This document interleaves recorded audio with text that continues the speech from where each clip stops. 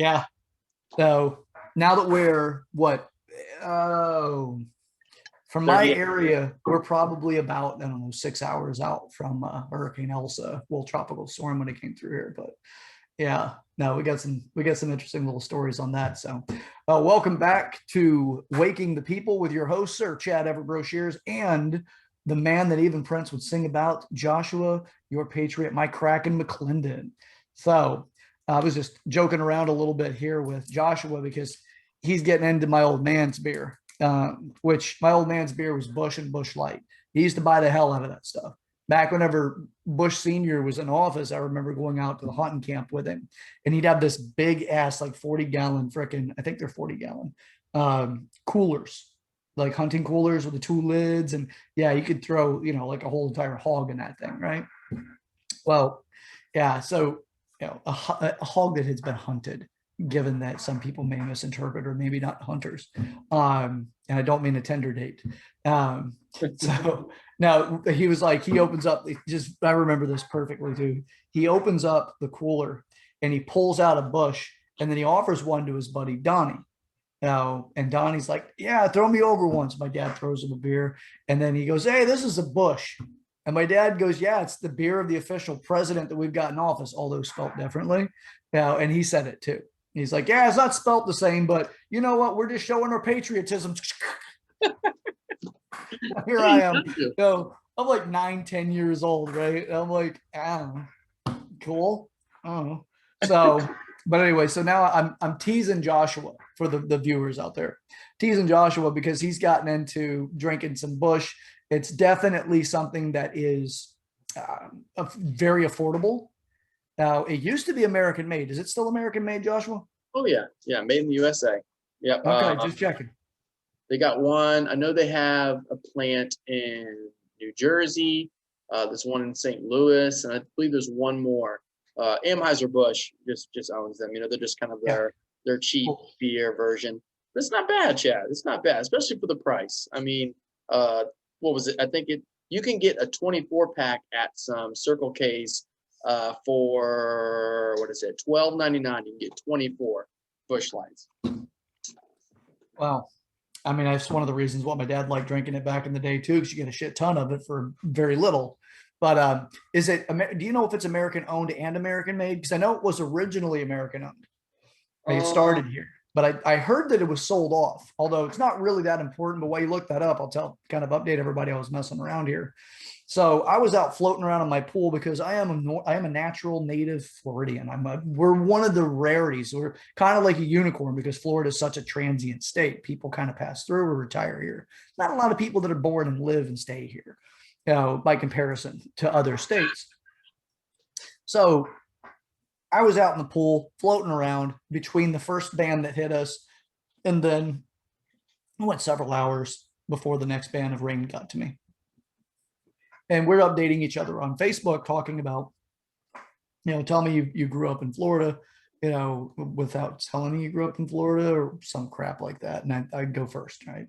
So Joshua commented on, actually, it was a friend of ours, mutual friends. And I was kind of, I'm convoluting this because it's two posts that I was going back and forth on. So Joshua commented on one of them, and I said, like the basic provisions for any hurricane is going to be beer, vodka, what is that? Beer, vodka, and steak.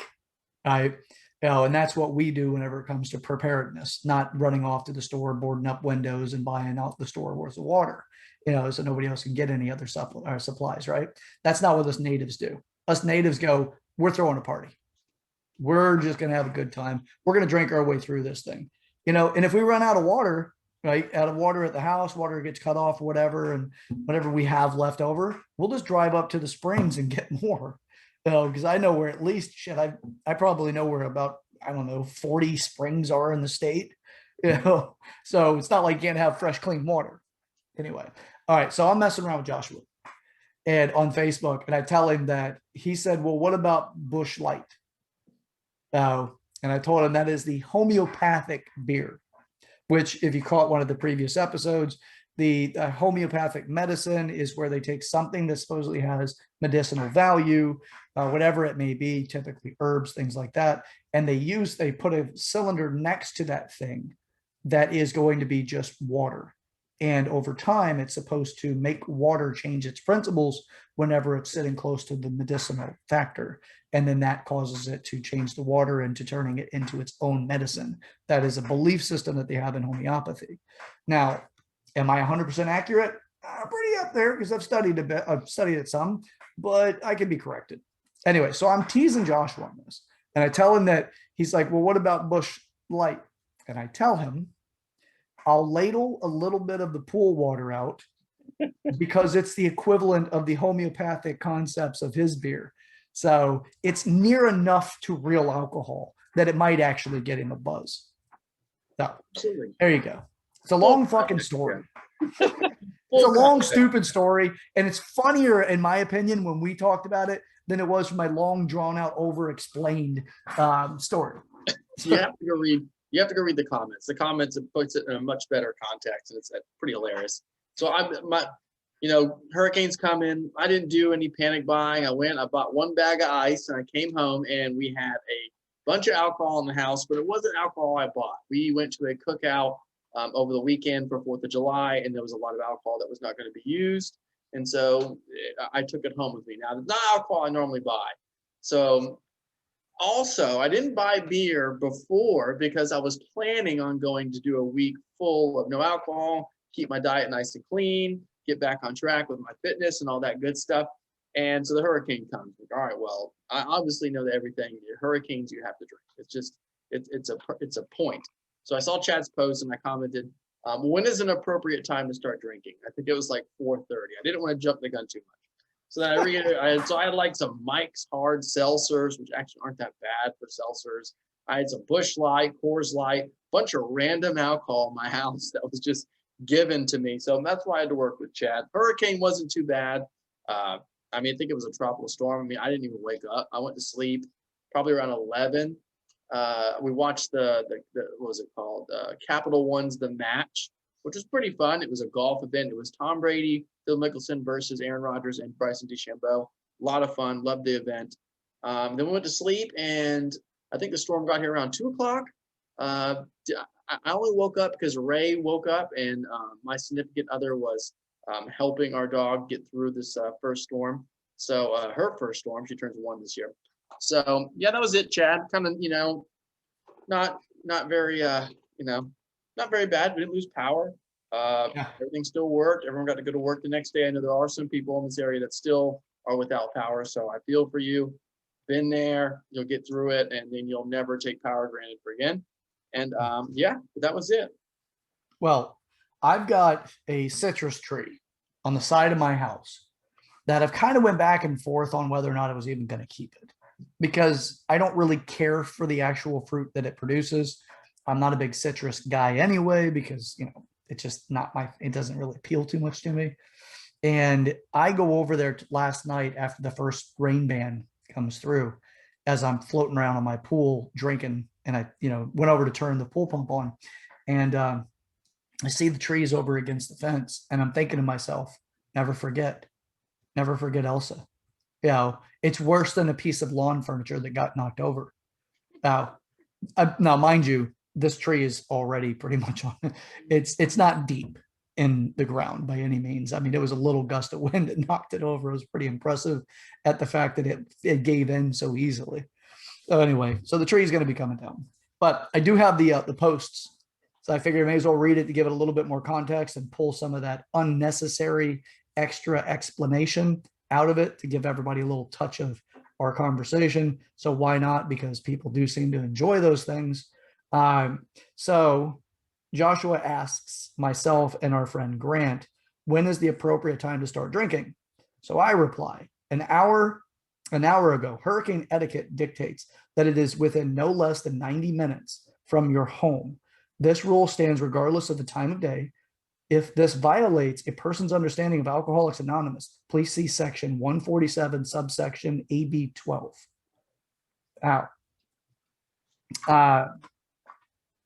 Sounds sorry, my screen changed on me over here. Sounds legit. All right. So subsection 12. For those of you unfamiliar, this bypasses all rules, both written and or spoken about sobriety. Joshua writes back, I was trying to go clean the rest of the week, but this comment all allow oh, wait, this comment Alone? allow? Now that's a typo and I read right through it before. But this comment alone, I feel, has enough justification to overturn previous endeavors. So my reply to that is, what do you drink in the next 48 hours will not affect your objective of go clean. In fact, it is completely excluded from all records. This includes your own. On that note, where is the Bushlight at? As Joshua replies. I think I can ladle you out some from my pool, since it's the equivalent of homeopathic beer. So far, I'm working with a shit ton of Coors Light, some Mike's Hard Seltzer, and Bushlight. When did you become an amateur? We have shared grown ass man drinks, a bottle of Tito's as well. So he's trying to do the redeeming. And then, I just told him, damn, I thought I lost you. And then he said, now. And then, does red wine count? And I had this little gif. It looks like a shrimp dropping tears into a wine glass and then sipping away at it. So if you haven't found those things, you're going to want to find Joshua McClendon and myself on your social medias to start following our ridiculous posts so that we can all have a good old laugh and you don't have to actually go through the painful experience of me reading my goddamn posts from last night off of social media. It's almost the equivalent of showing people pictures of your dog when they're talking about their own kids. Like, oh, look at this picture of my dog. It's like, dude, my kid took its first steps. My dog didn't pee in the house last night. I know. It's one of my most my biggest pet peeve of conversation is when, and I catch myself doing this sometimes, but the more aware of it I become, Chad, the less I do it. And that's whenever someone tells me about an experience, or maybe they just got a new job, they just got a new car, whatever new or whatever information they are telling you that is probably a big deal to them, the other person's first reaction or reply to that conversation or to that statement is to explain how a situation they have, whether it be a new job, new car, whatever it may be. Oh, I also have this. You know what I'm talking about? Oh, the one-uppers. Oh, yeah, the one-uppers, man.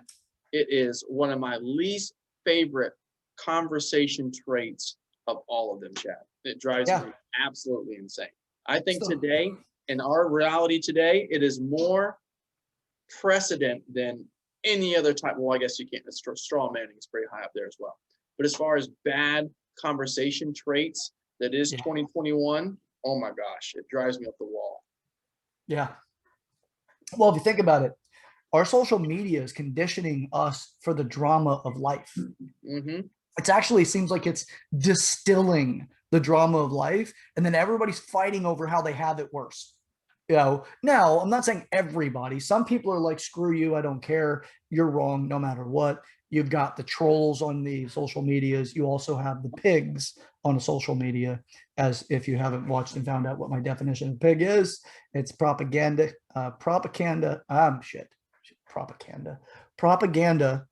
informed groupie.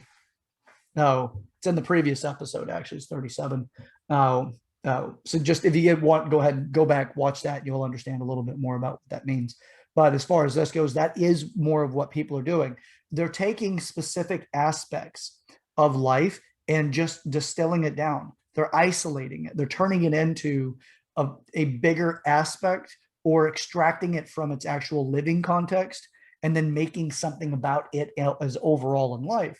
Some people make it an identity piece where they're like, you know what, your drama is not better than mine. And then they just kind of they become infatuated with it. Mm-hmm. Where now it's like, I can't even let a simple disagreement go by without actually going back and rectifying it and making sure that I'm the victor in the disagreement. So, like that kind of mindset gets in the way. So 100%, man. It's such a pain in the ass whenever we do have the one-upper. And there's always a one-upper. Always. Now, there's so many different personality types that we interact with. Vampires suck because, and I don't mean that as a pun, but energy vampires suck the life out of you in a conversation, which is usually the ones that have that monotone type of voice and it's always kind of like doom and gloom, but it's not like a full-blown pessimist that's just, life sucks, but they have emotional inflections and fluctuations, not inflections, but fluctuations of energy. Vampires just seem to like they're satisfied when they're taking it out of you. Yeah. Then you got the other side, which is the one-uppers. Be like, yeah, and I stubbed my toe, and then I got fired from my job, and then I found out that my biological mom that I never met was in town, but she died the same day, and my car got repossessed, and the other person's like, oh man, that really sucks, but I remember like whenever I actually stubbed my toe and I broke it, and then not only did I get fired, but I got fired on my birthday. All right. Not only was it my birthday, but I was saving up for this thing at Christmas. I was going to get my biological mother that I didn't know existed. And she was coming to town, but she died in a train wreck on the way to town. And I couldn't give her this present that I wanted to because I got fired and I broke my toe. It's like, meanwhile, I'm just like, can I get my public sub? Like, come on. Let's go. You know what this I mean? Sounds incredibly specific, Joshua. No, not that. It's just anything. Like, and this isn't. I'm not attacking Publix. I love Publix subs. I'm saying just sometimes you'll go to in general and you'll run into people and you'll have a little interaction. But very almost seems very small and meaningless interaction. And next thing you know, they're into their full life story to you. Like, oh, sorry that the so and so is late, or oh, sorry for the inconvenience. Okay, yeah, no problem. And next thing you know, they're like telling you their life story. Communication, which is the big reason why Chad and I started this channel, was to make sure that we always keep the conversation alive and to make that you can have healthy and meaningful conversations with people. Chad said there's always a one-upper, that there's a great line in the movie. And it was a poker movie. Gosh darn it, I can't remember I just forgot it. With Matt Damon and Edward Norton. Matt Damon and Edward Norton? Yes. What is it called? I cannot believe I just blanked on this movie. Makes me so mad. I'm using the reference and I blanked on it. This is so bad. Great movie. What is it called? Well, no, I was thinking, I don't know if Matt Damon or Ed Norton was in The Talented Mr. Ripley. No. Gosh darn it. Was it The Bank? Look, this is what kind of quality content Joshua and I bring to your guys' life. So we start talking about things and then we're kind of like drifting around. We have topics this episode. We're just kind of shooting the shit a little bit. Rounders. It's called Rounders. Rounders. Okay. Yep. All right. I have that movie in my bedroom right now. I apologize, our loyal subscribers. By the way, if you had not subscribed yet, please do so. Hit that bell, pound that like, comment, share, dislike. We got a disliker out there like it. But anyway, there's a line in the movie from Rounders that says, if you can't spot the sucker at the table in the first 10 minutes, you are the sucker. Oh, same thing with one-uppers. If you're listening to this and you're like, oh, I never, am around one-uppers. Well, you might be the damn one-upper. As Dane Cook, yes, Dane Cook also had one of his jokes where he said that there's always a Karen in the group. You get all the women together and there's always a Karen. Now, this is Karen before Karen was cool. Yep. So it's like, who's the downer? Who's the one that nobody likes? And that's Karen. The one whenever like they go away and everybody's like, fucking Karen. Yeah. And if you don't know that conversation, then you're the Karen. Yeah. Karen. But it's not the let me speak to your manager, Karen. It's the Dane Cook. You're just a very obnoxious human being, Karen. And for all our Karens out there, we actually don't mind you. But if you do want to speak to our boss, go to wakingthepeoplepodcast@gmail.com and we'll get back to you as soon as we possibly can. Make sure you leave us with your contact information and we will address your concern appropriately. And I promise it'll be a waking the people type of addressing of your concern. Yeah. Absolutely. And nothing against Karens, but again, so all the stuff that we go on social media, our lives are so internet based now, or at least in some way. I'm actually trying to limit how much I use social media. The only problem is that Chad and I obviously have this show that we're trying to grow. So there's a certain level of time and effort I need to put into social media to at least be up to date with things that are going on. But still, man, it's streaming into our normal everyday lives. It's streaming into the workplace. I don't know how long this train can stay on the tracks before it starts destroying anything more. Actually, Chad, it's a great segue into our first topic, and that is, President Trump is now suing Facebook, Apple, Alphabet, which is the Google parent company, also some other companies that it owns, and then YouTube. So YouTube falls underneath the Alphabet Incorporated umbrella as well, for him being suspended on January 6th and has not yet been added to the platform. Twitter also is in there. I think that Twitter is probably his favorite one. I haven't used Twitter a lot, so I'm not a big follower of Twitter. I have one, but I really never use it.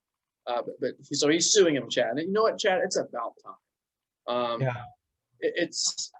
He's suing them on the basis of them infringing upon his First Amendment right.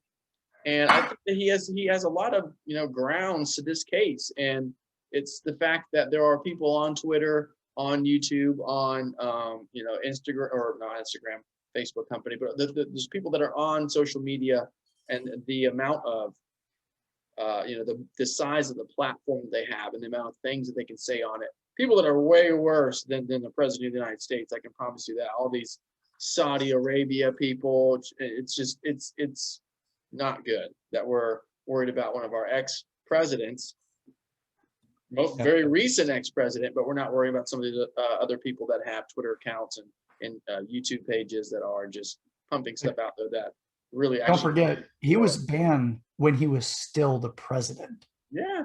It wasn't after the inauguration. Before the inauguration, he got banned. And yes, the Ayatollah, who actively calls for killing people, is still active on Twitter, Facebook. He still accesses social media. Farrakhan still accesses a social media. A very outspoken anti-Semite and also incredibly racist human being who does use words of exciting violence. Maxine Waters, after telling people like her constituents that if they see a Trump ally or one of the Trump supporters that are politicians, you get out of your vehicle and you push up on them. Now, you make a scene.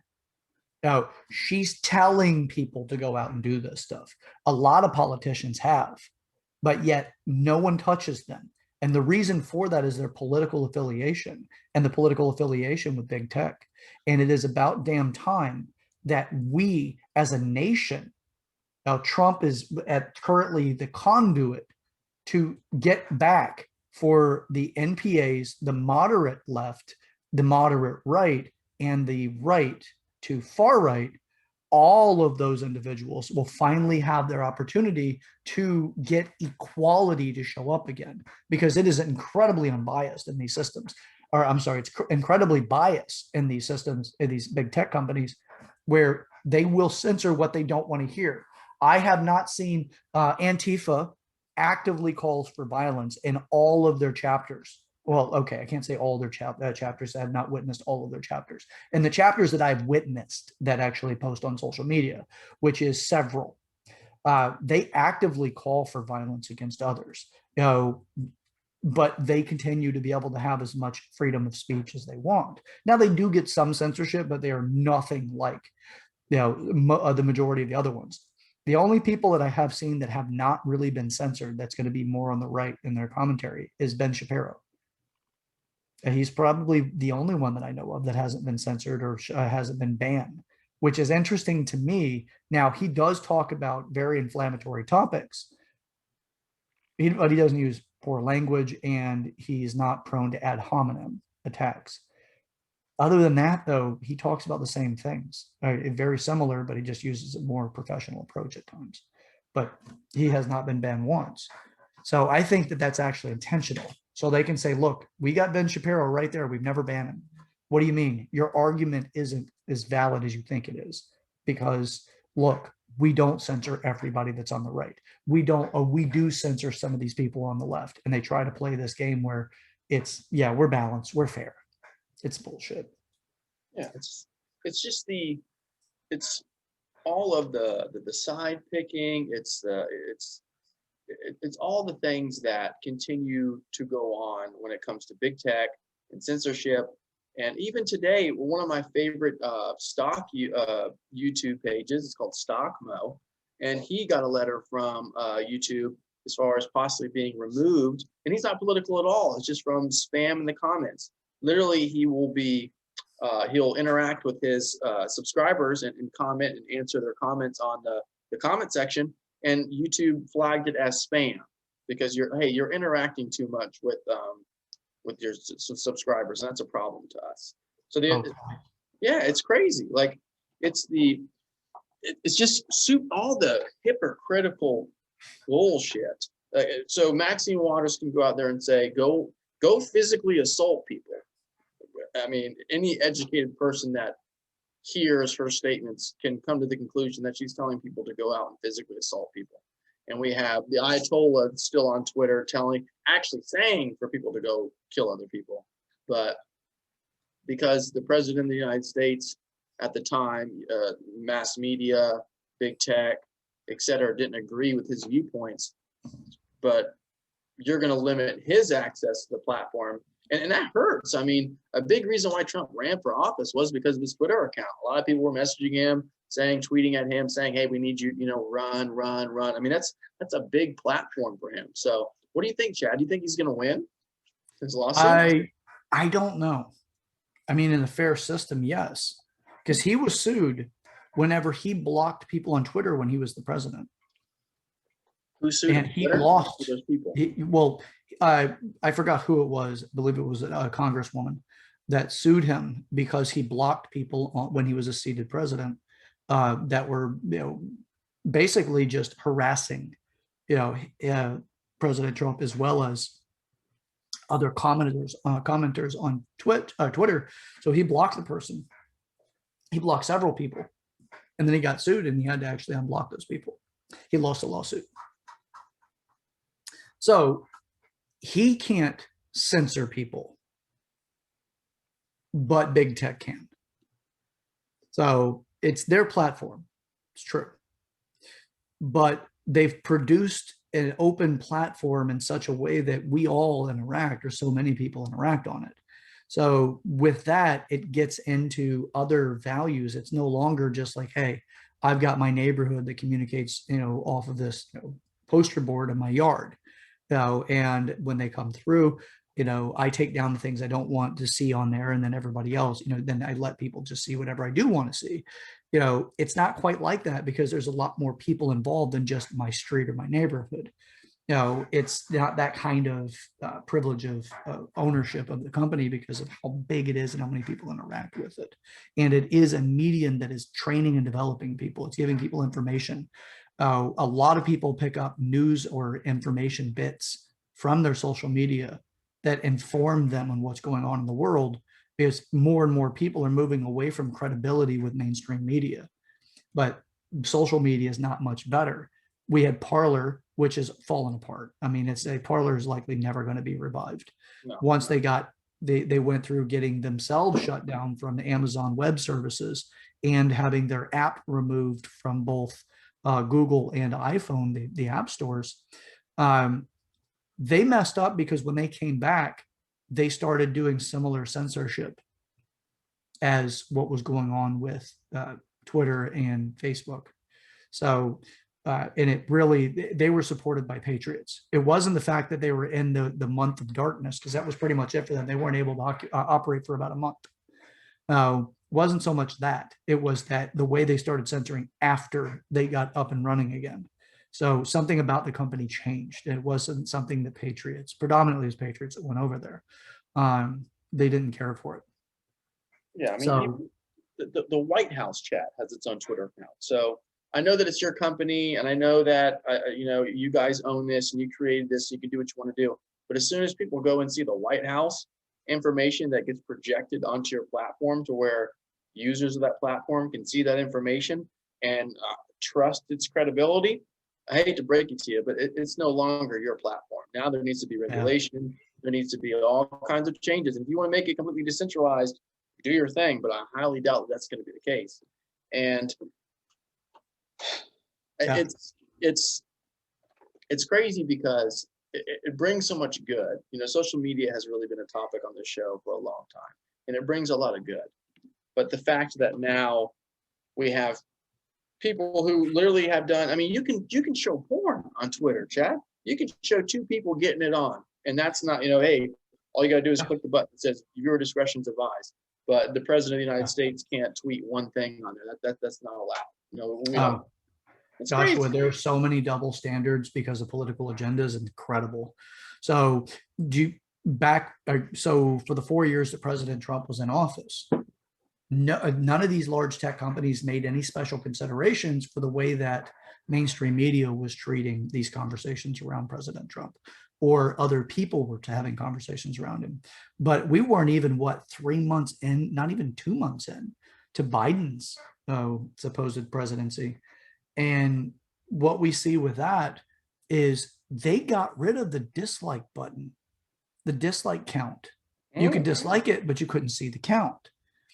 Oh, and that lasted for a couple of weeks. And then I started to notice through other channels that I follow, the dislike count started to show up again. Now I'm curious if the discount like is actually there for Biden with his more recent postings. But it disappeared for everybody. It disappeared for us as well for a week or 2 weeks, something like that. But it's back. So we have people that are softballing everything they can for Biden, but they lied, they cheated, they did everything they could for gotchas. They edited videos. There was a full-on takedown of President Trump. But with Biden, you can't even go into the what do they call that when he's addressing, or whenever Jen State of the Nation or State of the Union. Yeah, or whenever was it Jen? What's her last name? Who are we talking about? The secretary that does the Circle back girl. That's all I know. Yeah, That's all I ever called it.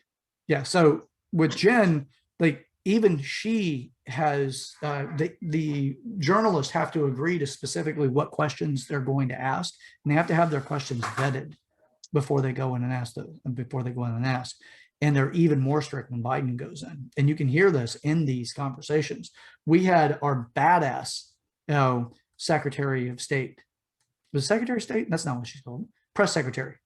What was it? Damn it. I'm drawing a blank on names right now. She's absolutely gorgeous, from Plant City. She was Trump's press secretary. I know you're talking about. I forgot her name. So yeah, she went out with massive binders, and like she was flipping to the tabs and the notes and the specific highlighted areas. And she's like, I got this information right here whenever the journalists would lie. And that's how they combated the lies with truth. Now with Psaki, what the hell is her last name? Well, with Jen, she, let me circle back. Yep. That's all I know. So, it's throwing me off over here, man. I apologize to everybody, but yeah, maybe I'm going through early stage dementia over here. Who the hell knows?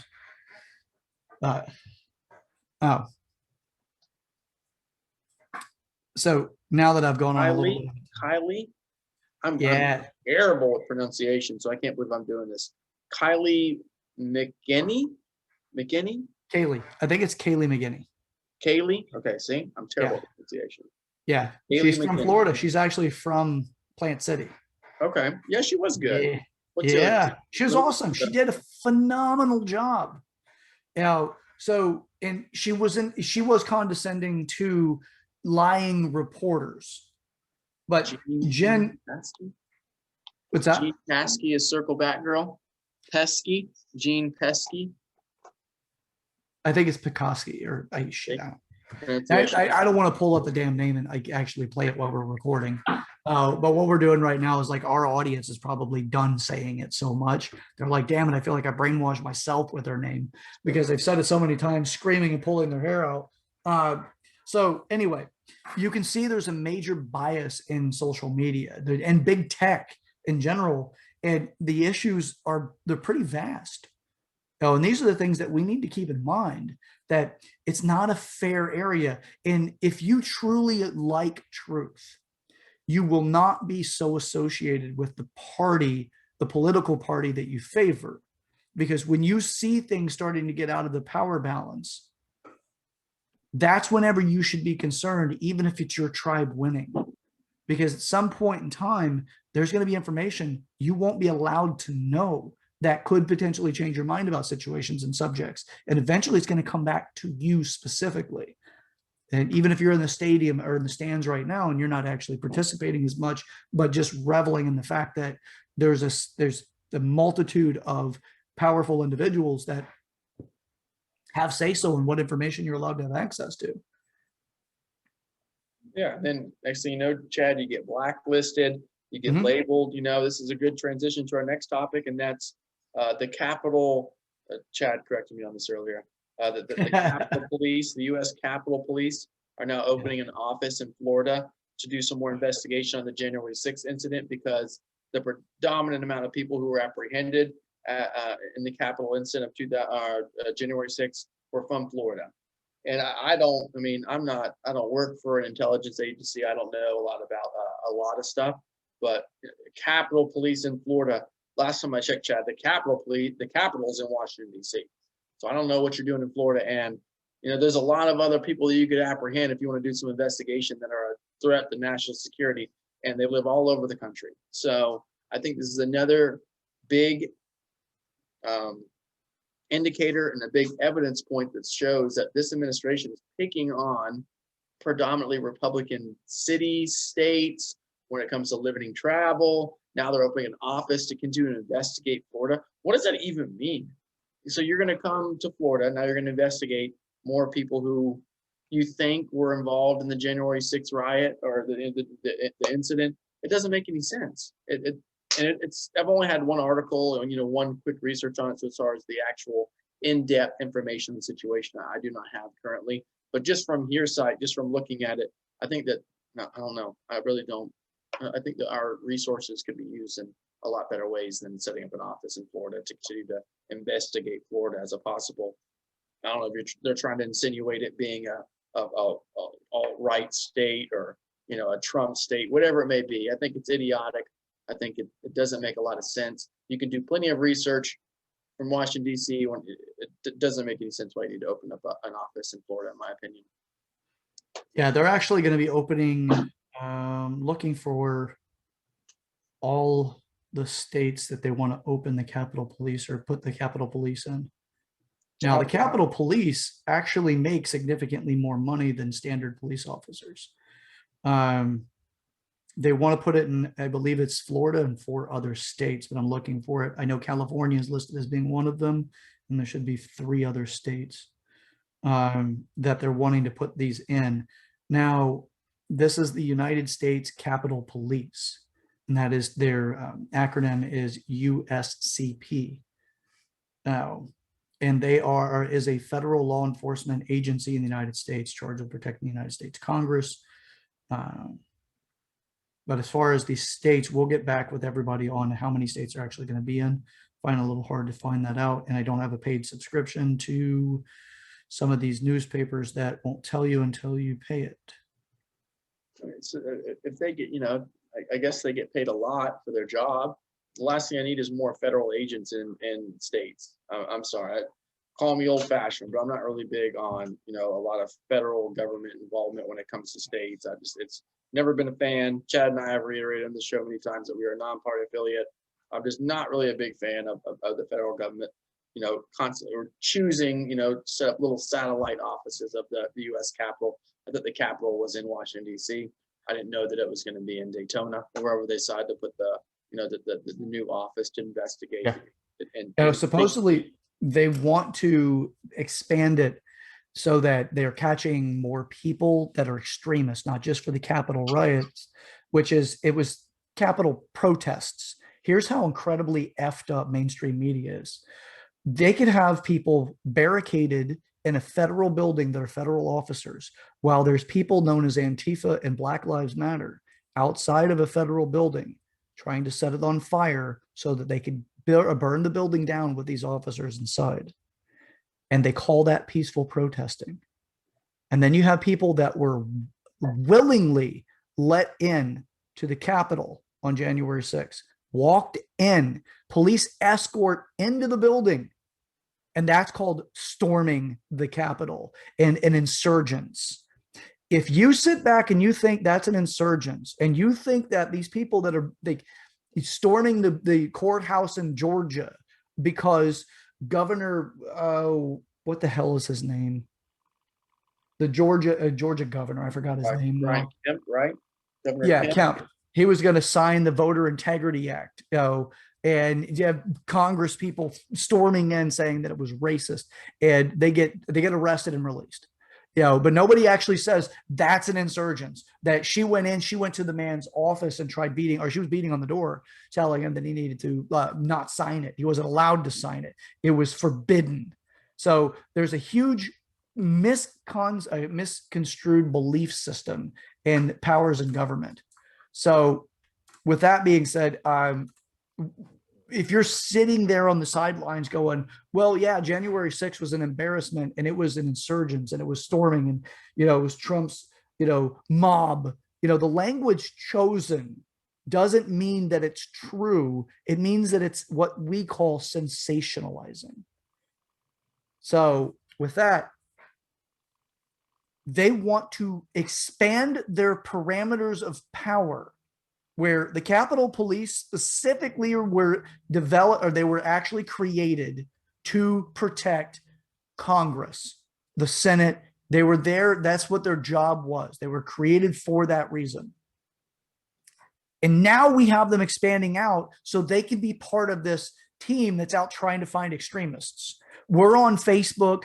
Predominantly, they have now, and I'm sure the Twitter is going to see this soon if they're not already putting it out there, where if you share posts or write things that are considered to be extremist by their standards, which can simply be just being conservative, because I've seen a lot of people banned and put in Facebook jail simply because they just talked about something, or they responded to somebody's disgusting comment that's coming from the left, and all they say is, ask for proof or evidence, or they link an article so the person could read it, and then they get banned for 30 days. So labeling people as extremists, it's a way of eroding credibility and creating the sensationalized idea around people that have dissenting political beliefs from your own. So now we've got agencies that are being created. These people, by the way, Joshua, the Capitol Police are supposed to have the same amount of abilities from the article that I was reading. They are supposed to have the same capabilities as U.S. Marshals. So authority. So these that should we're at the scary. Capitol. So what's that? They obviously need more training, because if we're paying them all this money, why did it take like 15 minutes and the whole Capitol was overrun? So And it wasn't over. It was. I wouldn't say it was overrun either. They were in the I'd building. say, but why did they get in? I spent all this money on taxes. They could have prevented them from going in. Yeah, exactly. Plus, President Trump asked for the National Guard to be deployed just in case. We've got, and this is documented, by the way, Pelosi asking for the National Guard to have full live rounds in their, I forgot which mounted machine gun that is intended for anti-troop carrying vehicles. She asked for them to be put in the, not during January 6th, after January 6th. She was preparing for the opportunity to mow down anyone that disagreed with her power grab. And she's allowed to keep her position. Nobody's actually going after her for it. So we've got this group that has been intentionally, and I guarantee you the Capitol Police that are going into other states that are being assigned and being put in as a federal resource into these states, which again, we'll get the names of the states right now. I know that it's 5 states, but I can't seem to locate it at the moment. And, I don't want to distract for too long on it, but we'll get those names for you. That's expanding their power beyond DC. That should frighten you.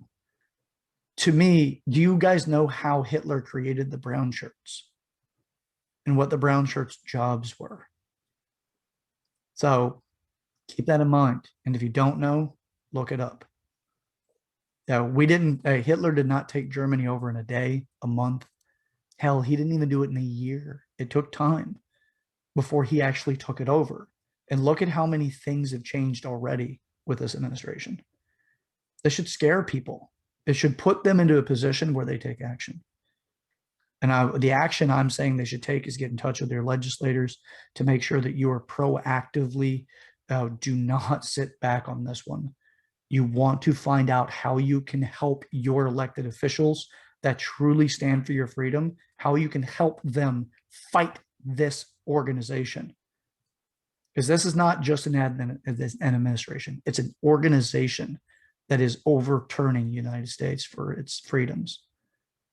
Oh, and they're justifying every step. You know that they said, as in the same subject here, it's a little bit of a different subject, but in the same vein of things.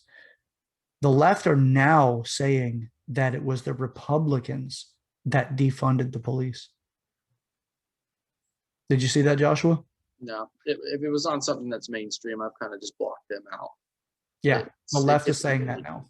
It gets ridiculous. Biden has got it. I mean, who actually is saying like Biden's doing like great stuff? And I shit on a lot of presidents. Okay, so it's not just Republican, it's not just Democrat. But Biden, he's not doing. He can't remember what he's saying. Did you see when he was in the middle of a speech, Chad, and he went, "Oh, well, anyway."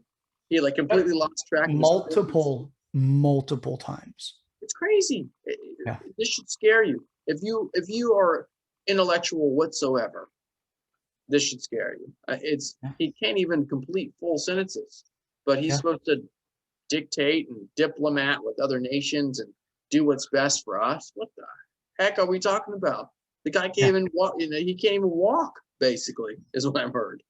Well, you've seen the picture that I put on the thumbnail for one of our previous episodes when he was at the G6 convention, where he was G6 or G7. Anyway, either way, when the president of France was sitting there talking down to him with his finger pointed at his chest, looked like in the picture, it looks like he's reprimanding him. And Biden looks lost, confused, and sad, like he's being punished. He has note cards. He's checking for a response. Yeah. So, and it really is sad because look, we have somebody who is literally a heartbeat away from being the president that intentionally incarcerated people under lack of evidence or not allowing people out of prison in California for minor drug charges, refused to let them out because it helped with cheap labor. There were people sitting on death row that were proven that they were falsely accused and falsely convicted. And she refused to release the information that would set them free until it was a court order to release them. Now, if you want to talk about equality and race relations, how about you stop talking for a fucking minute and look into the crimes that these individuals have committed, talking about the politicians here, like with Kamala and what she did in California. Look into the racial background for the people that she refused to release from prison for petty crimes. So she had cheap labor. She put people away as a prosecutor for marijuana possessions and then joked about it on a freaking show, some podcast or radio show, when she was asked if she's ever smoked marijuana. And she laughed about it and said that she did back in college listening to Tupac, which, by the way, she wasn't listening to Tupac back in the 80s, but she's a two-faced liar. But the point is, and for you, those of you that don't know what I'm talking about, Tupac was not around in the 80s. He was not big. He wasn't popular. He didn't have anything you can get a hold of that was anybody knew about. So it wasn't until the 90s when he rose up. And she says like 87, I believe, or something like that. So here we are. We're in a situation where we're out witch hunting for January 6th. We've got mainstream media that are putting out all kinds of things that are using sensationalized language, calling the January 6th thing this big ass insurgency and all of the rest of the stuff going on. It's all intended just to polarize the reader. And if you're not taking a moment to start identifying words that excite people emotionally, look for it. It's there. I always look for this. Now, I'm a trained salesperson too. So I listen for specific language that helps me better understand the person that I'm with. Not a lot of people actually listen to that unless they're business people or salespeople. Then they know how to hone in and hear the words chosen and understand better about why they chose those words. Not necessarily full blown like a psychologist, but enough to say that was intentionally stated for these other reasons. So if you're not doing that and you're emotionally charging yourself, you are a useful fool. And that's either party. I don't care. There's multiple parties, but there's really just two that count in the United States, unfortunately. But point of it is we're just being puppeteered. And people are like, I'm critical thinkers. Like, yeah, you're as critical of a thinker as the shoebox that I got that came with my shoes. So wake up, people. Seriously. Sorry, I know I went on a bit of a rant there, Joshua, and I probably didn't take enough breaths as I went on my little rant, but I'm a little impassioned by this because I really hate those lying bastards. Yeah. And you know what, Chad? It's a good segue into our next topic. We've talked about this before. Didn't really know who you were talking about. And then I started to do some research on the person and found out a little bit more, and that's John McAfee. Okay? Uh-oh. So John McAfee, he ran for the Libertarian seat, I believe it was in 2020 or in 2026. He ran for the Libertarian president seat. And I did a little more diving on him, and I guess, his overall situation. I had heard of McAfee, the company, but didn't really know that there was a connection. And so he ran as a Libertarian actually in 2021 as well. But he ran for the 2020. Let's see I know he ran as a Libertarian. Oh, 2026, Libertarian for president, or 2016, excuse me. So Chad, why don't you, I understand this guy was on the run for some tax evasion. He started McAfee, a gigantic software company that pretty much interacts with every freaking technology company has something to do with McAfee. And he's on the run. He's not paying taxes. And he has to get extradited back to the United States. And he commits suicide, apparently. The limited information I have, this sounds like Epstein 2.0 in my opinion. Yep. There's some interesting, and I can't. So did you get flagged for saying his name, or do people get? Is this like a hot topic?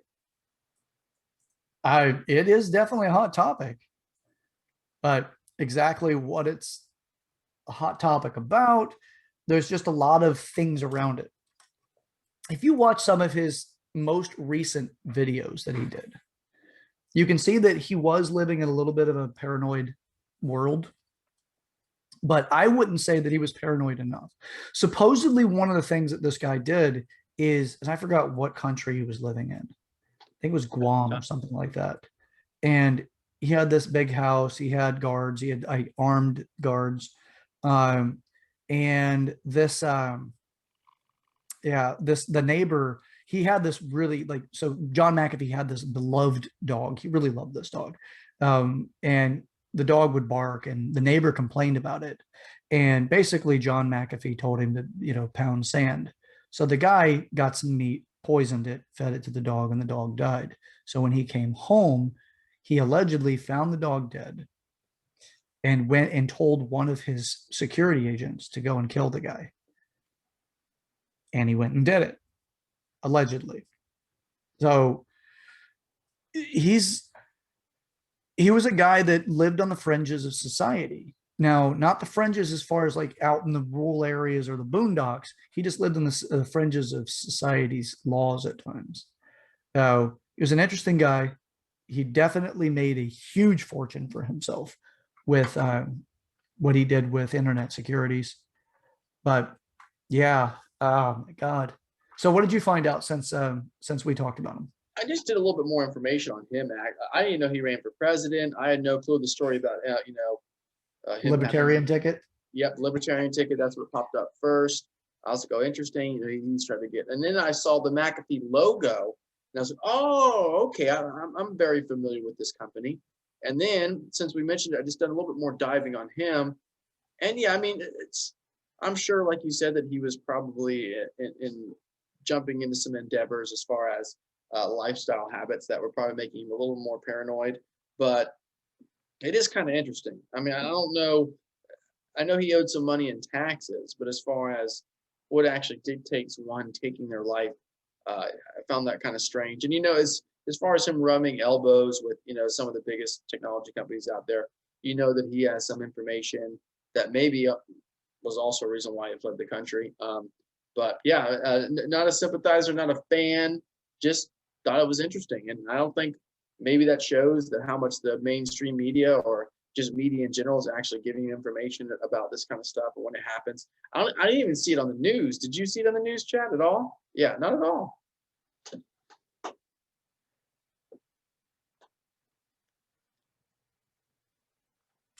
Yeah, I don't think I saw it on mainstream media. I know that I caught it on my social or my alternative news sources, but I didn't actually see it on mainstream that I can recall. But I just had so much information at one time.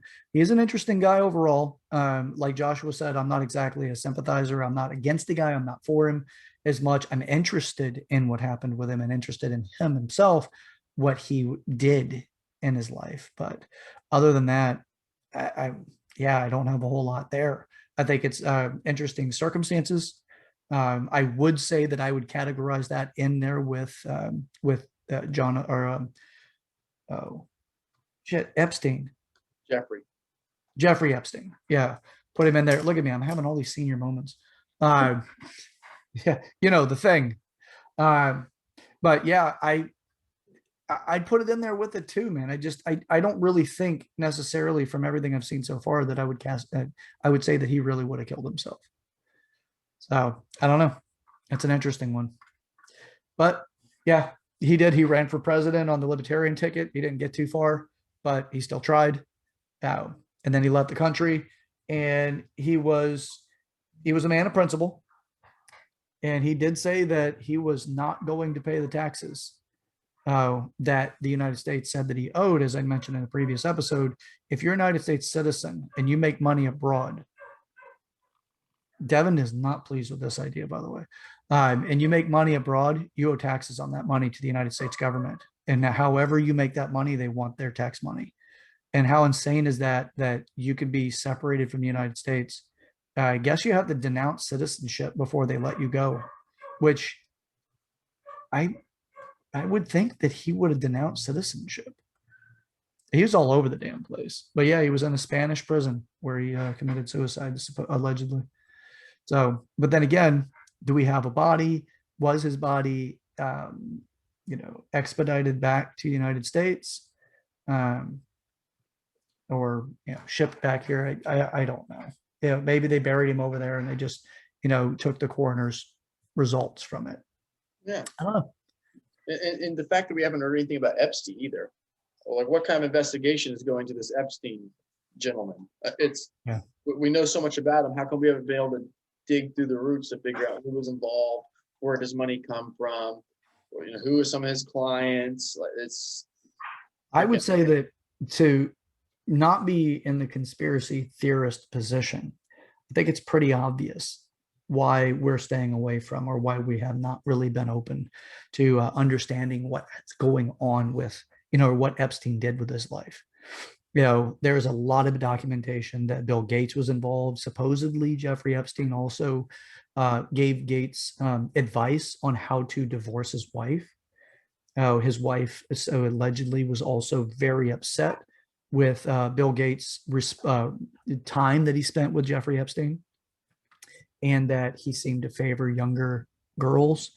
That supposedly Bill Gates at even one point in time was paying a prostitute, and she said no, as far as sexual interactions with him, because he was just so weird and so creepy about things. So I don't know how true that stuff is, but that's just what I came across. So to get out of the weeds of speculation and hearsay, We do know that Bill Gates had gone. We know that hell, Bill Clinton has photos with him in a dress. Jeffrey Epstein actually had the famous portrait of Bill Clinton in the blue dress. That portrait, you've seen that one, right? Hmm. That was something that Jeffrey Epstein had on his wall in his mansion on his island. Hmm. No, there's all kinds of shit, man. That guy was involved in some very detestable and inhumane things. And the Hmm. people that would go around, you know, it's disturbing to me. And people put up this front where they're like, oh, the children, well, like with the children coming over the borders, and these people need sanctuary, and they're fleeing these hostile countries, and then but they don't give a shit when the baby's dumped off as soon as they get out of the processing center, left in the desert, which has happened numerous times. They don't care about those things. They actually quit paying attention to it. They made this huge atrocity about kids in cages. And then Biden gets cages overran, which they're not cages anymore. They're just detention centers. So, and if you can't see through that stuff, I'm sorry, you're a useful idiot. So, not you, Joshua, but the Yeah. viewers that may not be able to see past that. Oh, and I hate to look at it that way, but you truly are, in the most innocent concept of it, a useful idiot. You're not maliciously doing it. You just don't care because you're following direction that somebody else has made you believe you shouldn't have to care. I do. So if something were to ever happen to one of my nephews or nieces, I I already have had something happen to one of my nieces, and I lost my shit, and for the rest of my life, I'm a different person because of it. And I shared that to my why video, why we do this and why I'm so passionate about trying to dispel this disinformation campaign that we keep getting bombarded with. So yeah, Epstein, McAfee, supposedly Epstein's lover has fallen ill. Oh, I don't know what's happened with that. It was like a month ago we heard about that, and I don't know what's happened since. Now, Julian Maxwell, I believe is her name. Hmm. Oh, but the media has gone completely silent about the court cases there. Hillary Clinton's emails, the media has gone completely silent over that. If it doesn't show you who's in bed with who, then you're just existing so that you vote, or you're a buffer of ignorance so that other people don't understand things because you're just spewing static into the space of like true information. Oh, I don't know. Yeah. And I don't want to continue on this too much. Governor Cuomo, all the other bullshit, just people that like, oh, this is fine. Don't worry about this. This is okay, but this is not okay. Yeah, it's ridiculous. So we'll Yeah. probably need to know the actual stories behind all these incidences, which is really sad because I think the American public deserves to know. Yeah. But that could involve a lot of bad things happening. So Well, yeah, the victims deserve it. yeah, The heck yeah, they victims do. deserve for us to know. And if the victims can't be heard, then there will be future victims. It's not going to stop. All it'll do is calm down a little bit because of the potential attention. And then it just goes back to what it was before. And to me, if you were one of those politicians, the only way you could look at your constituents is that they'd be a bunch of idiots. Like they'll believe whatever, just go with it, and the news cycle will do this with it, and the news cycle will buffer out whatever's going on. I mean, for F's sake, man, Swalwell not only kept his position as an elected official after being found in a relationship with a Chinese spy, a known Chinese spy, and then he gets appointed to the lead position for the January 6th commission to investigate the insurrection. Yeah, that's what we do with people that have been compromised. Treason, compromised, treason level. And then we promote them. No, we don't. Americans don't do that. We take this stuff very seriously. But there's too many people asleep at the wheel, and somebody else is driving for them. Yep, pretty much. Pretty much a lot of a society works, especially with politics. And again, Chad and I have said that it doesn't mean that we're right, but I mean, geez Louise, let's look into some stuff first before we start freaking out. and just start Yeah. taking sides just based on solely the first good thing you heard. Yeah. That's really what it is. CNN, the most God. trusted name in news. That dude, I mean, that dude on CNN who got caught beating off in a work meeting, and like 2 weeks later, he's back on the job. Like, give me a Yeah. break. What are you talking about? If you do Yeah. that at any company, you're not getting hired back again. So Yep. Oh, you saw the interview on that though, right? yeah, Where that he's talking about like he spent time volunteering and he's going to continue to do that even though he's going back to work. And he did a lot of soul searching. I'm like, you didn't do a lot of soul searching. It's called pornhub.com. Yep. And that's what you did searching on. That's not soul searching. That's Jurgens searching. Yep. Okay. You're not searching for Forrest. Okay. No, you're searching for the Kleenexes. Yeah. Yeah. Just get hired. Jesus Christ. No big Yeah. deal, bro. Like you just did this in a meeting, dude. Like a bunch of people just saw you beaten off in a work meeting. I hate to tell you, but I need you. You're terminated. I need you to turn in all your stuff. It's not. I'm giving community service at some soup kitchen. If your offense is beating off, who wants you serving them soup? Let's be honest here. I don't want you feeding me soup at a soup kitchen. I want you to use your hands. I want you to go somewhere. I don't trust that clam chowder. That's what I'm saying. Nope, I don't. I'm gonna take the tortillas today. I'm not doing the clam chowder today. Actually. I know I'm hungry and I'm at a soup kitchen, but you're serving, so I'm going hungry. Yeah, this is gonna be a hunger strike because for some weird reason, every time you're working, the food tastes a little bit like hand sanitizer or hand lotion. This tastes like Johnson and Johnson. No more tears. All right. So yes, if it doesn't show you an obvious bias, I don't know what will. So, all right, we got a couple more quick subjects to get to. Hot dog eating contest. So you know what? Let's save that for the last one, and then we'll end the show on that one since we talked about the hot dog eating contest on the last episode.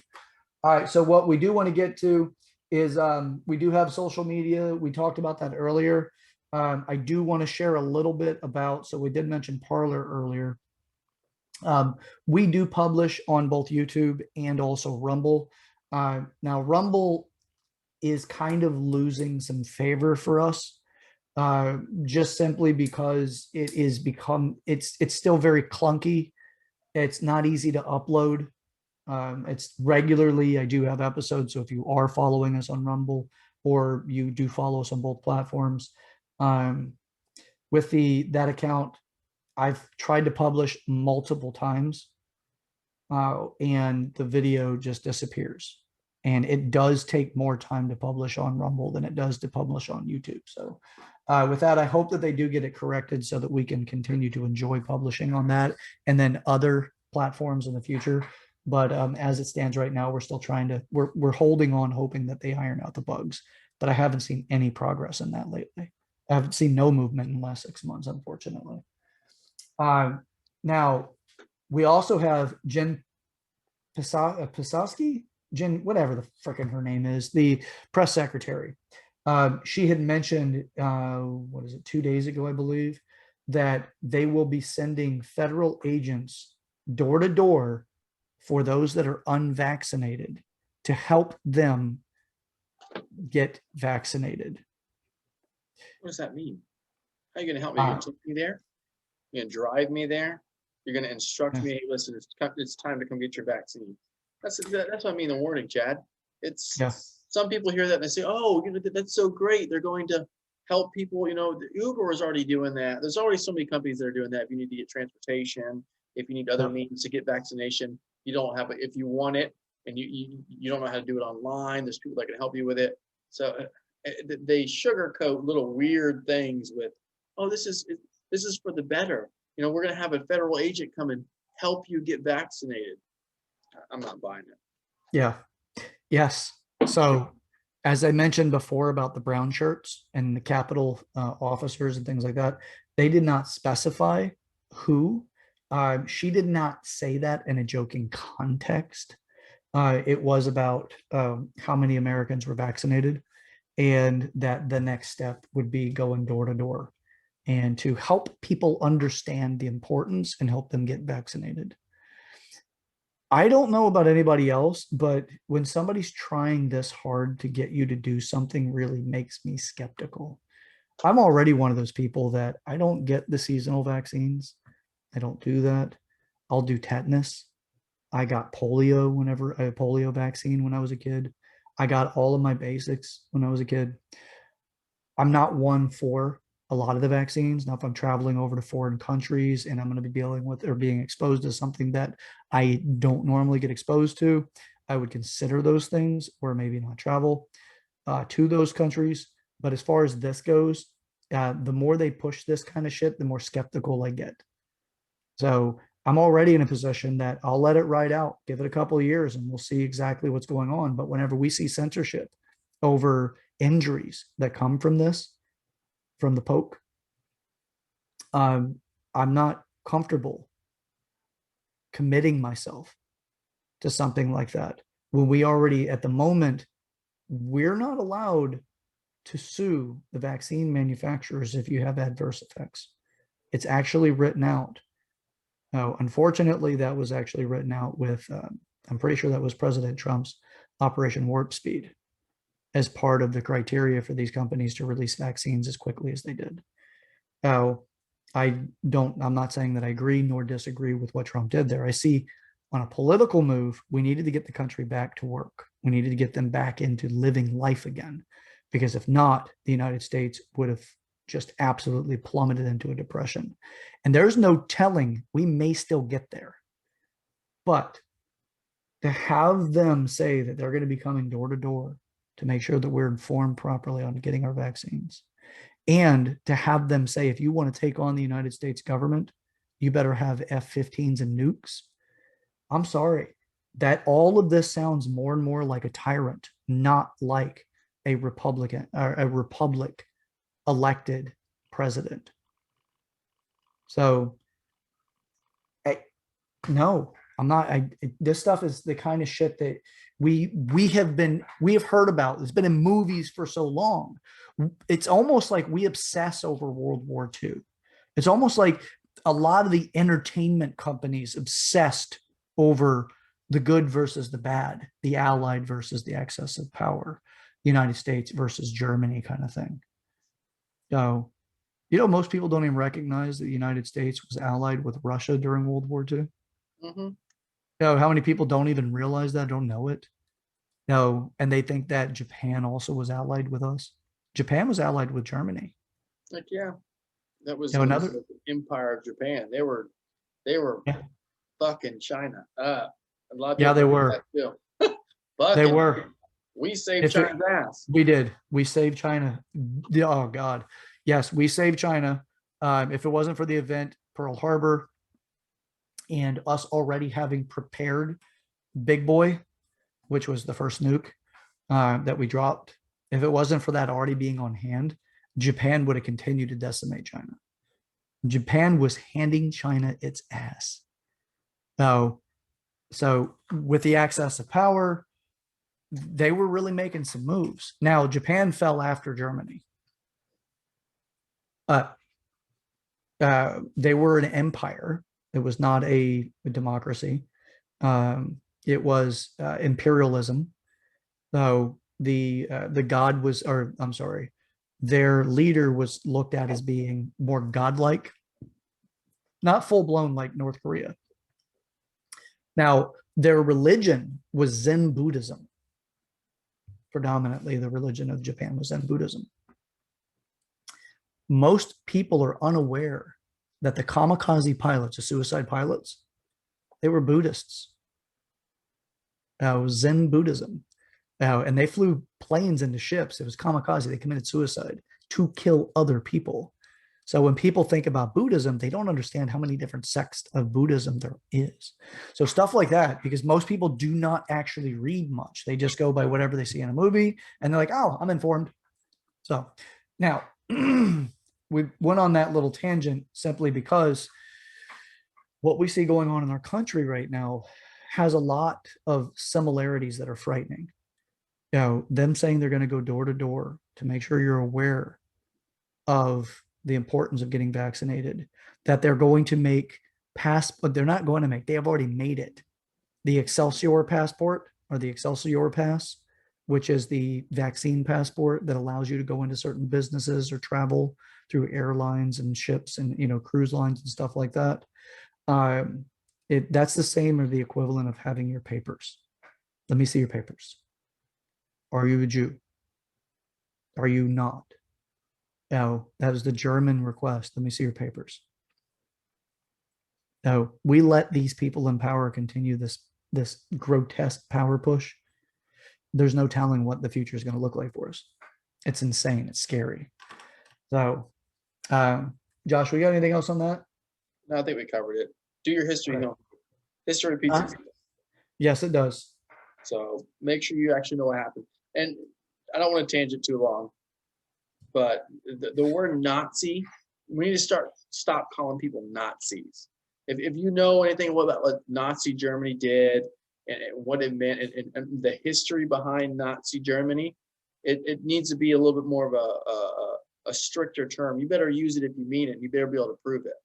A racist is on the same platform as using Nazi. We need to stop just throwing these words around.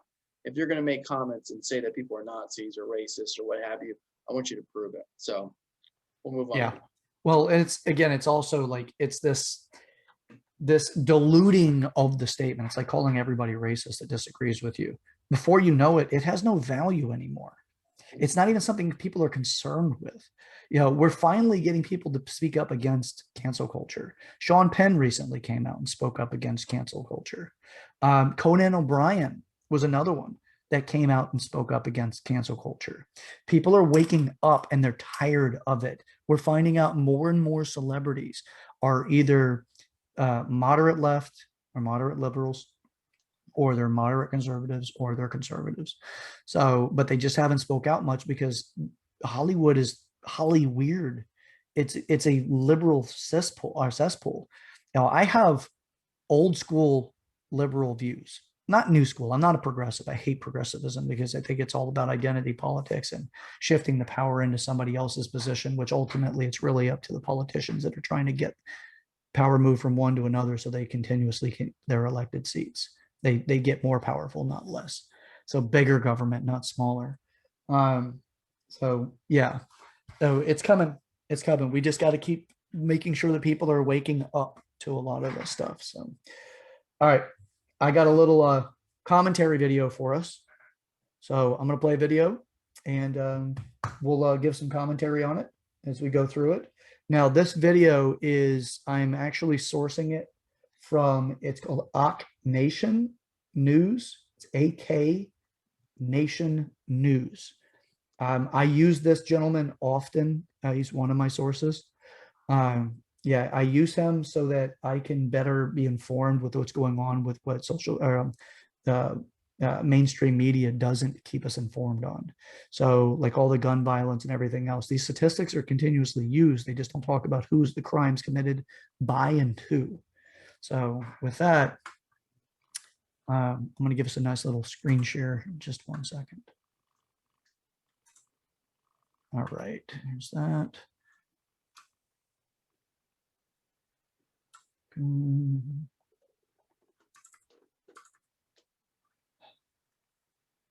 Yeah, this gentleman I really appreciate his work. I had to pause it here. Okay. All right, let's get that screen share.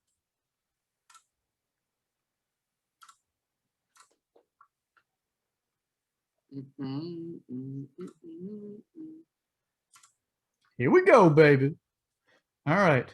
And here comes the audio. Police are not giving us very much information right now about this shooting, but the Nassau County Police Department's homicide unit trailer is actually right behind me. And feeling from it, there's a home that detectives and officers and investigators, you can see those balloons out here as well. That home seems to be the focus of this investigation on Hudson Avenue. Here's a closer look at the scene, though. This shooting happened just a couple houses down from the library. We spoke with a neighbor who says it happened during a 4th of July block party. She tells us she was in the stairway of her apartment building that is not too far away from this home when she heard gunshots go off. See what the victims or anyone? No, I didn't get a chance to see it. I just seen the rush of the crowd going around the corner. As I was coming downstairs, I heard in my stairway, I heard shots, and I said, "Those don't sound like firecrackers." And I thought, to come to the street, I seen a whole rush of people come running around the corner. Oh man, 4th of July. So, Joshua, I can't use too much of the video overall because YouTube will strike it. 4th of July. But Buckle your seatbelts. hold on. Yeah, they'll strike it, so we can't use too much. But for that, for those that did get to watch a little bit of it, we'll do more and more of this in the future. But as of right now, I'll just go over some of the highlights for it. 400 people were shot, 230 killed In a day? in a day in Chicago. What? So why is that not all over mainstream news? So if you guys like it, by the way, I really support this guy. If it weren't for him, there'd still be a pretty decent blind spot for us here at Waking the People.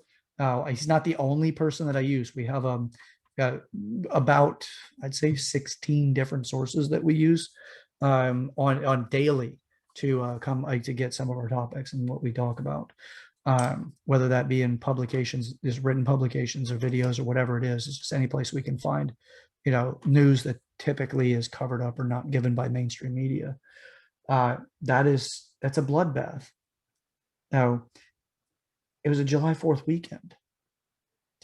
Lori Lightfoot is the mayor of Chicago.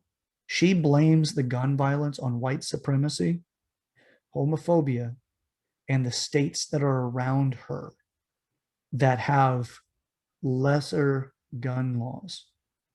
The majority of these gun violence, these acts of gun violence, the majority of them, they are illegal firearms. They're not legal firearms. But people are going to buy stupidity. They're going to buy the nonsense. Why is it that gun violence is getting, why isn't just violence, not just gun violence, violence is getting worse? And I'll tell you that my reason why I believe that it's getting worse is because we have politicians, we have the news system, the news, the media, mainstream sources that unapologetically continue to push this narrative that makes people feel victimized. And what did people do when they feel like a victim for too long? They want to be a hero in their own life. They want to overcome it. They need justice. Their frustration gets to the point that they act out. And then to top it all off, we've got attorney generals that won't even press charges on people that are getting arrested whenever they're doing it by protest means, whether they're rioting or they're looting or whatever, and they get released. That's setting a precedence that I can just get away with this. They've got no chase laws put in certain cities and states where the police officers aren't allowed to chase a vehicle. If the person gets in a vehicle and takes off, they're not allowed to chase it. Ridiculous. So they're handcuffing the police. So when things like this go on, people wonder why the cops won't show up on time or won't even show up at all. Because it's not safe for them to. There's no one, they're getting less and less support. They see things like, where officers are being charged and sentenced for doing their job. So, yeah, blue flu is a real thing. I really respect the officers that are officers of principle. But we don't want to get into a position where the only officers left out there are the ones that'll just do whatever they're told without thinking about it. I want oath keepers, not mindless drones that'll infringe on your constitutional rights. Oath keepers know when constitutional rights are being threatened, they won't do it. And they will speak up against it. Those are oath keepers. But man, I got to tell you, man, if we don't turn the ship around, it's going to be a lot more people that get in trouble that are not safe. Final one, and then I'm all done with what I got for the night. We need our hot dog eating contest winner, and then we'll turn you loose because I know that we've got the Lightning game going down, and we got to turn our man loose. We got The last game, right? what is it? Hopefully the last game. This is game 5. We need to win game 5. Just on a side note, that last topic, 400 people in one day. That is absolutely ridiculous. There is no place in this country that should ever have 400 people killed, 230 people injured in one day. I would love to see the statistics on what ethnicity the people were killed, and all the things that little rabbit hole that no one likes to talk about. And yeah, it's ridiculous. I don't care where it is. That Chicago has been like this too, Chad. That's the thing. A lot of people don't understand. There's one city I will tell you, Chad, that I will never go visit in Chicago. I've been there once. The pizza's okay. New York's is better. But yeah, the Cubs are all right. I got no interest in going to Chicago. And all this stuff needs to be cleaned up. And I bet you a lot of this stuff will be cleaned up in the fact, or could be cleaned up, but you'll never see any information that will actually lead to it being cleaned up. They rather focus on white supremacists or all the other bullshit that they like to put all the actual problems that they have the power to fix. They like to blame it on all the other things instead of themselves. So not to digress too much, but Lightning game frickin' 5. We need to win this game. Part of me thinks that the Lightning and NHL actually only allowed it to go to another game just so we could get more money as possible. I also think it's really, really funny that in the finals, it's the Tampa Bay Lightning versus the Montreal, whatever their nickname is, the Canadians or whatever. It's actually kind of ironic that the two teams are two really different ways to handle the last 2 years. We have Tampa Bay versus Canada. I thought that was kind of funny. So hopefully we can win again, and we'll send the Canadians back home where they belong. And yeah, things will continue to be good in Tampa Bay, Chad. Send them packing and keep that Stanley Cup. Yep. Yeah. Well, you know what? I was going to go over another thing that just has to do with this criminal worship that we have, that seems to be pushed a lot by the left, where it's worship the criminals, and they make the cops the villains, the criminals the victims, and the people that are truly victims are the ones that are forgotten. Like with that Micaiah Bryant girl that was going to stab the other woman. Everybody just forgot about the woman that almost got stabbed to death in front of the officer, and then tried to claim the officer was wrong. And then Micaiah Bryant, the girl that was trying to stab that other girl, that she was the victim. So we got a lot of writing to do when it comes to these wrongs, and we need to be proactive for it. So that's what I got for today. We do have our hot dog eating contest winner that we had talked about in the last episode. So we do know that there was a winner, and he broke his own record. So what do we got, Joshua? What was his name, and how many wieners did he get to eat? Joey Chestnut, he's won like 100 freaking years in a row. I think it's for like a decade or plus he's won in a row. He beat his own record. He ate 76 hot dogs in 10 minutes. Yeah, I saved this for Chad at the very end. It's amazing. I'm sure he's made a lot of money eating all these hot dogs. I'm sure he's really, left a legacy. But in my personal opinion, Chad, would you want your legacy, like when you're sitting down at the kitchen table and eating steak, the house is nice, all the grandkids are running around, and they're like, "Grandpa, what did you do? Like, how did you get all this money?" And you have to tell them that you can eat 76 hot dogs in 10 minutes. Yeah. You know what though? From how I grew up and where I grew up, we had people that did that, their claims to fame or whatever it was, there was a way that the family spun it, that it wasn't like, yeah, you could just eat a crap ton of hot dogs. It was more, like, yeah, it's like he has this gift, and then like they wrap their reality around the fact that the guy is, gluttonous. Like, keep your small dogs away from him. You never know. They may be like, I got hungry. Right. True. No, I'm not saying you'd eat your dog, but the point is that I don't know. Like, have you ever even seen just a pack of 36 hot dogs, like one of those mega packs? Mm-hmm. And you just pick that thing up and go, that's a lot of meat. He ate double that With the bun. with bun. With bun. He's not even that big of a guy, is he? No, not at all. Jesus. I don't know how he So, does like, it. yeah. Watch, he's gonna be like he's blood doping or something. Sports Sports Science did this little piece on it where they showed like a prosthetic body, like a human body with a stomach that was like elastic, so it could expand like the normal stomach would. And it was so disgusting to watch them putting all these freaking hot dogs and how much the stomach actually grows when you eat that amount of hot dogs in 10 minutes. It was disgusting. I don't know how he doesn't gain weight. He must exercise like every day, but they have to train every day and eat every day to be able to do that. So, yeah. You know, I couldn't imagine, dude. It's like just, I can think of how many times my eyes were bigger than my stomach. And then when I would get up to walk away, I'm like, I am disgusting. Mm-hmm. You know, like hell, the other day I had a good sized salad and a steak. And, you know, when I got done with it, I'm like, I'm uncomfortably full. Mm-hmm. And it's because I made a bigger salad than I intended. My steak was, you know, it was a decent, it was probably 1/7 over the normal, like the actual portion size I should have had. So it wasn't a large steak, but I ate that much salad.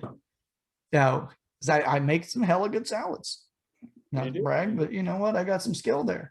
And yeah, man, I got up and go to walk around the house, and I'm like, oh my God, I just felt uncomfortably full. And I just can't, yeah, wow. Fat pig. Eating Yeah. all that food. Your body's just like, hell no. I cannot do this. Yeah, it's more like you should be ashamed of yourself, Chad. Yep. Be ashamed of you. Go and take a long hot shower and cry about what you just did. I'm going to the gym. I'll really do that. All right. Well, that's it for today's episode. Josh, we got anything else before we finish up? Just the same old, guys. Really appreciate you watching. If you have not subscribed yet, please do so. Pound that like, hit that bell so we can get all the notifications when Chad and I post more videos. Leave comments, share, dislike, whatever you like to do. We got hump day Wednesday. Hope you guys enjoyed it. Keep your chin up, keep grinding. The hurricane tried to slow us down. The weather's going to try to slow us down. Your boss is going to try to slow you down. You just keep on trucking and stay golden pony boy and just worry about you, because guess what? It's your world and everybody else is living in it. Yep. Ain't that the truth? All right. Well, remember, we're all in this together. We're Americans. Let's make sure we're acting like it. And until next time, stay golden. And try not to buy everything you hear as soon as you hear it, as if it's truth. Now, keep an open mind. All right. Till next time, we'll catch y'all later. So, Chad Everbro Shears and Joshua, your patriot, Mike Kraken McClendon, the man that even Prince would sing about. And that's it for today's show. Catch you next time.